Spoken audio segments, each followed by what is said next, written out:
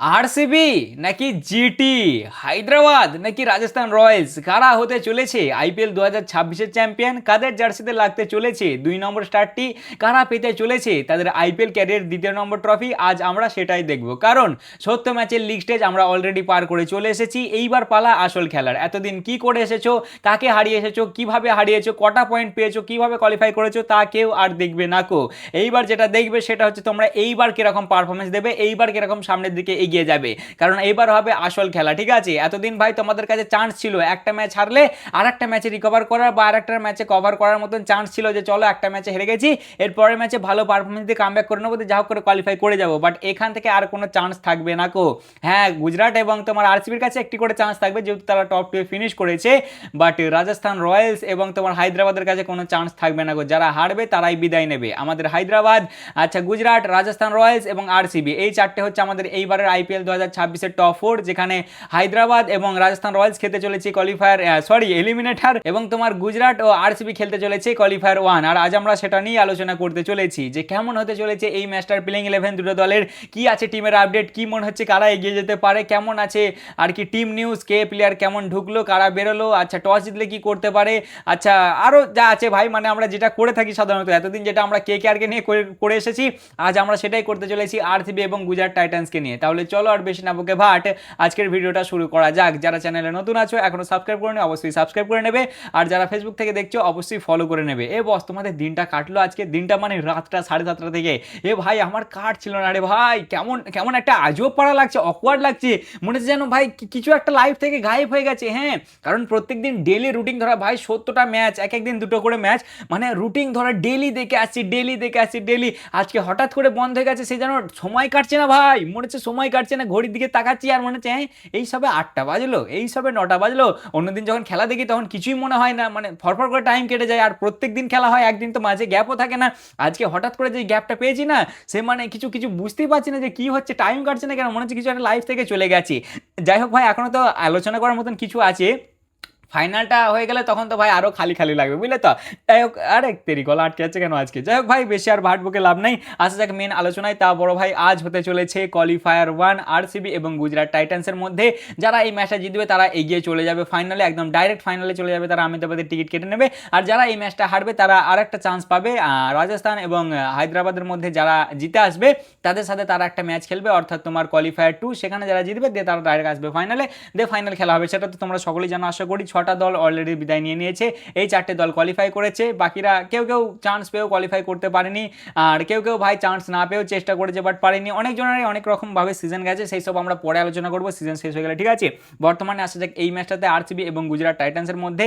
এরা লিগ স্টেজের লাস্ট 5টা ম্যাচে দেখতে গেলে তোমার আরসিবি 5টার মধ্যে 2টো হেরেছে, লাস্ট ম্যাচ তারা হেরে আসছে কিন্তু হায়দ্রাবাদের সামনে, আর বাকি 3টে জিতেছে লাস্ট 5টার মধ্যে। আর তোমার গুজরাট টাইটান্স লাস্ট 5টা ম্যাচের মধ্যে 4টে জিতেছে, জাস্ট একটাই হেরেছে, তারা হেরে দিয়ে আসছে। এবার বুঝলে তো, একটা জিনিস তো এইবারে শিওর ভাই, যারাই জিতুক না কেন তারা এইবারে 2টো ট্রফি হবে, মানে তাদের 2টো ট্রফি হবে। এখন অব্দি আইপিএলে 2টো ট্রফি বলা কেউ নাই, বুঝলে তো। হয় একটা একটা করে আছে, আর না হলে কেকেআর কাছে 3টে আছে, আর মুম্বাই সিএসকের কাছে ওদের কাছে 5টা করে আছে ভাই।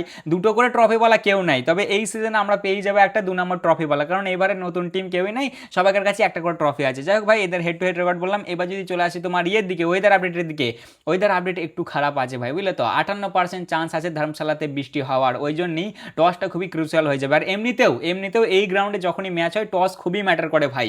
এই সিজনে এখন অব্দি তোমার 3টে ম্যাচ হয়েছে এই গ্রাউন্ডে, 3টে ম্যাচই পাঞ্জাব কিংস হেরে গেছে। পাঞ্জাব কিংসের এটা হোম গ্রাউন্ড আর কি, ওরা হোম গ্রাউন্ড হিসেবে খেলে এখানে।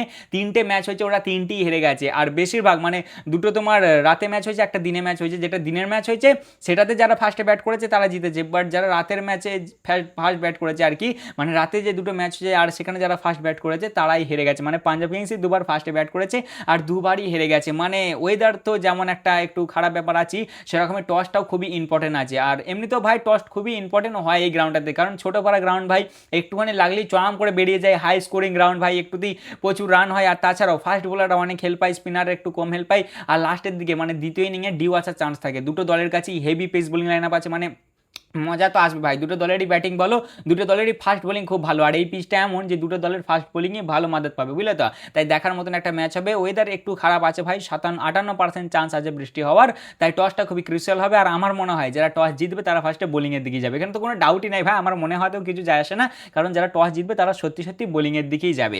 এরপরে যদি চলে আসি ভাই আরসিবি এবং গুজরাটের মধ্যে লাস্ট ম্যাচে, মানে এরা যে লিগ স্টেজে ম্যাচ খেলেছে, দুটো ম্যাচ হয়েছে এদের মধ্যে। প্রথম ম্যাচটা জিতেছিল আরসিবি গুজরাটের সামনে 5 উইকেটে জিতে গিয়েছিল, যেখানে গুজরাট লাগিয়েছিল 205 রান 3 উইকেটে, আরসিবি 206 লাগিয়ে দিয়েছিল তোমার 5 উইকেটে, 18.5 ওভার সেই রানটা বানিয়ে দিয়েছিল, যে 5 উইকেটে জিতে গিয়েছিল। আর দ্বিতীয় ম্যাচটা যেটা হয়েছিল সেটা আরসিবি হেরে গিয়েছিল, আরসিবিকে 155 রানে অল আউট করে দিয়েছিল 19.2 ওভারে গুজরাট টাইটান্স।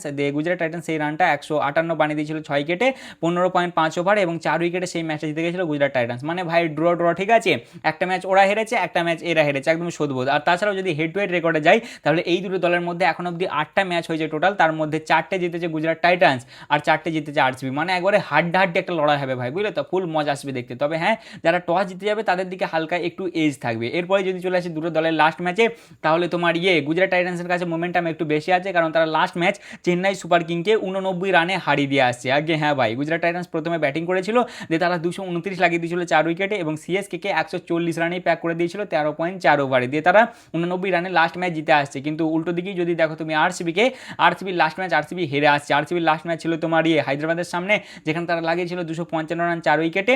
তবে আরসিবি জাস্ট, মানে হায়দ্রাবাদ লাগিয়েছিল 255 রান 4 উইকেটে, আরসিবি জাস্ট 200 রানই বানাতে পেরেছিল 4 উইকেটে, এবং সেই ম্যাচটা তারা 55 রানে হেরে গিয়েছিল। যাই হোক ভাই, এগুলো ছিল পুরনো রেকর্ড, ঠিক আছে, এগুলো অত ম্যাটার করবে না। যারা আজকে ভালো পারফরমেন্স দেবে তাদেরটাই ম্যাটার করবে। আজকে যারা ভালো পারফরমেন্স দেবে তারা চলে যাবে ফাইনালে, আর আজকে যারা খারাপ পারফরমেন্স দেবে তারা চলে যাবে কোয়ালিফায়ার টুয়ে, কারণ তাদের কাছে 2 নম্বর চান্স থাকবে, যেহেতু তারা টপ টুয়ে ফিনিশ করেছে।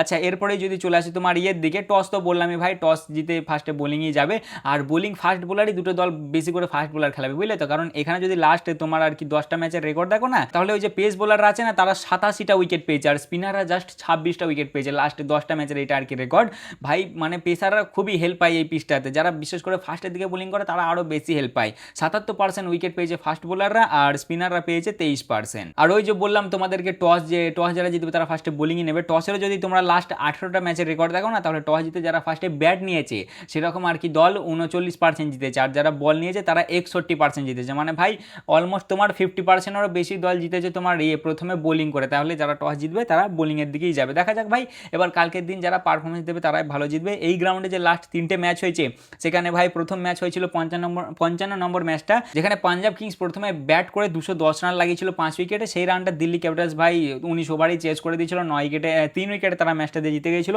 তারপরেই হয়েছিল 58 নম্বর ম্যাচ পাঞ্জাব এবং এমআইয়ের মধ্যে, যেখানে সেই তিলক ভার্মা হেভি পারফরমেন্স দিয়েছিল। আচ্ছা, সেটাতেও পাঞ্জাব প্রথমে ব্যাটিং পেয়েছিল, 200 লাগিয়েছিল 8 উইকেটে, সেই রানটা 19.5 ওভারে চেস করে দিয়েছিল এমআই, এবং 6 উইকেটে জিতে গিয়েছিল। আর লাস্ট ম্যাচ হয়েছে আরসিবি এবং পাঞ্জাবের মধ্যে, আরসিবি 222 লাগিয়েছিল 4 উইকেটে, এটা দিনের বেলা ম্যাচ ছিল, আর পাঞ্জাব 199 রানই বানাতে পেরেছিল 8 উইকেটে, এবং আরসিবি সেই ম্যাচটা 23 রানে জিতে গিয়েছিল। এবার যদি একটু এজের দিকে দেখো না, তাহলে আরসিবির কাছে হালকা একটু এজ আছে, কারণ এই সিজনে তারা একটা ম্যাচ এই গ্রাউন্ডে খেলেছে, বাট পাঞ্জাব কিংস একটা ম্যাচও খেলেনি এখানে। সরি, পাঞ্জাব কিংস কেন, তোমার গুজরাট টাইটান্স, কারণ এখানে 3টে ম্যাচ হয়েছে এই সিজনে, সেখানে একটা খেলেছে দিল্লি, একটা খেলেছে তোমার মুম্বাই, আর একটা খেলেছে আরসিবি। আরসিবির দিক থেকে দেখতে গেলে একটু এজ আছে। যাই হোক ভাই, যারা ভালো পারফরমেন্স দেবে দিন শেষে তারাই জিতবে। আমি খালি একটা রিকোয়েস্টই করবো ভাই, একটু এন্টারটেনিং তোমরা একটা ম্যাচ দিও, ঠিক আছে? মোটেই যেন ওয়ান সাইডেড করে না গো, আর তাড়াতাড়ি যেন শেষ করে দিও না, একদিন গ্যাপ হয়ে গেছে, টাইম কাটছে না মাঝে, তোমরা বস একটু ভালো পড়া ম্যাচ দিও, ঠিক আছে? এইবারে যদি চলে আসি মেন আলোচনায়, যে প্লেইং 11 কেমন হতে পারে। দেখো, প্লেইং 11-এ সেরকম বড় তো কিছু চেঞ্জ হবে না, যেহেতু দুটো দলই পারফরমেন্স দিয়ে আসছে ভালো। প্রথমে যদি আছি গুজরাট টাইটান্সের কাছে, গুজরাট টাইটান্সের দলে তো আমি সেরকম কোনোই চেঞ্জ দেখছি না, যদি মাঝে কেউ ইনজার্ড না হয় তাহলে চেঞ্জ করার মতন কিছুই নাই ভাই। তারা সিএসকে সামনে 89 রানে জিতে আসছে, মানে তাদের কাছে ফুল মোমেন্টাম আছে। তাই ওপেনিং সাইডের সাথে গিল, 3 নম্বরে বাটলার, 4 নম্বরে ওয়াশি, 5 নম্বরে তেবাদিয়া, আচ্ছা 6 নম্বরে নিশান্ত, 7 নম্বরে জেসন হোল্ডার, 8 নম্বরে রশিদ, 9 নম্বরে রাবাডা, 10 নম্বরে সিরাজ, 11 নম্বরে প্রসিদ, এবং ইম্প্যাক্ট প্লেয়ার ধরো তোমার আরশাদ। 12 নম্বর ভাই, 12টা প্লেয়ার হয়ে গেল, এদের কোনো চেঞ্জের কিছুই নাই, এরা ভাই এরকমই যাবে। আর এরপরে যদি চলে আসি আরসিবির কাছে, আরসিবির দলে মনে হয় একটা চেঞ্জ হতে পারে, কারণ ফিল সল্টকে দেখা গেছে অলরেডি প্র্যাকটিস করতে। আর তাছাড়াও আরসিবির যে তোমার আছে জেকব ব্যাথেল, সে রুলড আউট হয়ে গেছে, সে ভাই মানে ইঞ্জুরির কারণে রুলড আউট হয়ে গেছে। তাই জেকব ব্যাথেল তো নাই, ওই জন্য আগের ম্যাচে দেখলে ভেঙ্কি ওপেনিং করলো, এটা তো আগেই হয়ে গেছে, অনেক আগে, এটা তোমাদেরকে আমি এখন বলছি, যাই হোক অনেকদিন আগেই হয়ে গেছে ও। তা আমার মনে হচ্ছে একটা চেঞ্জ এখানে হতে পারে, সেটা হচ্ছে ফিল সল্ট আসতে পারে, কারণ ফিল সল্টকে দেখা গেছে রিকভারি করতে, সে অলরেডি টিমের সাথে জয়েন হয়ে গেছে, তাকে প্র্যাকটিস করতেও দেখা গেছে। তাই আমার মনে হয় যে তোমার ফিল সল্ট কালকে ঢুকতে পারে। আর যদি না ঢোকে তাহলে ভাই সেম প্লেইং ইলেভেন থাকবে তোমার ভেঙ্কির সাথে, ধরো বিরাট দ্য ওপেনিং, 3 নম্বরে দেবদা, 4 নম্বরে রজত, 5 নম্বরে টিম, 6 নম্বরে জিতেশ, 7 নম্বরে রোমারিও, 8 নম্বরে কুনাল, 9 নম্বরে ভুবি, 10 নম্বরে জস, 11 নম্বরে সুয়াস এবং 12 নম্বরে রাশিক। এরকমই কিছুটা প্লেইং ইলেভেন হবে। যদি এবার সল্ট আসে, সল্ট যদি পুরোপুরি ফিট হয়ে যায় তাহলে তোমার ভেঙ্কির জায়গায় ঢুকবে, আর যদি সল্ট পুরোপুরি ফিট না হয় তাহলে এরকমই হতে চলেছে। এইবার যদি চলে আসে আমার প্রেডিকশনের দিকে, দেখো ভাই আমি কাউকে প্রেডিকশন দেবো না, যাতে আমায় কেউ না বলতে পারে কমেন্টে যে তুমি বলেছিলে বলে হেরে গেছে। আমি খালি একটা জিনিসই বলবো ভাই, যারা ফার্স্টে বল করবে তারা এই ম্যাচটা জিতবে, এটা হচ্ছে আমার প্রেডিকশন। তা মোটামুটি এই ছিল আজকের ভিডিও, কেমন লাগলো অবশ্যই জানাবে। জাস্ট ছোট করে একটা আলোচনা ছিল ভাই, দিন কাটছে না আমার, তোমাদের কেমন কাটছে অবশ্যই কমেন্টে জানাবে। হ্যাঁ, তাই এই ছিল আজকের ভিডিও, কেমন লাগলো অবশ্যই জানাবে, ভালো লাগলে লাইক কমেন্ট শেয়ার অবশ্যই করবে। দেখা হচ্ছে আবার কালকে, চলো ম্যাচের পরে, ততক্ষণের জন্য টাটা।